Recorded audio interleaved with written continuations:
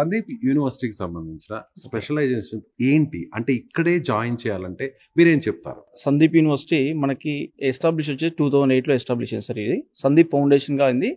దాని తర్వాత మనకి 2016లో యూనివర్సిటీగా పర్మిషన్ వచ్చింది. ఇది ఆఫ్టర్ దట్ మన తెలుగు పిల్లలు చాలా మంది జాయిన్ అవుతున్నారు ఎవ్రీ ఇయర్.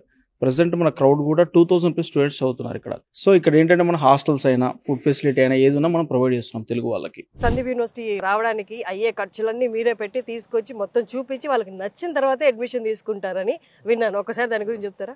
సో పేరెంట్స్ని కానీ స్టూడెంట్స్కి కానీ ఏంటంటే ఆల్మోస్ట్ సందీప్ యూనివర్సిటీకి సంబంధించిన అన్ని ఏపీ తెలంగాణ ప్రతి డిస్ట్రిక్ట్స్లో కూడా మన యూనివర్సిటీకి సంబంధించిన ఇన్ఫర్మేషన్ సెంటర్స్. రాయలసీమ నుంచి అయితే గనక ముంబైకి వెళ్ళే ట్రైన్స్ కళ్యాణ్ జంక్షన్ వరకు టికెట్స్, తర్వాత అక్కడి నుంచి మళ్ళీ నాసిక్, అలాగే విజయవాడ, తర్వాత మనకి ఒంగోలు ఆ రీజన్ నుంచి అయితే కనుక మనకి షిరిడి నియరబుల్ మన్మాడ్ జంక్షన్ ఉంటుంది. మన్మాడ్ నుంచి మళ్ళీ నాసిక్కి. ప్లస్ వాళ్ళకి కావాల్సిన రిక్వైర్మెంట్స్ని మేము ప్రొవైడ్ చేస్తాము.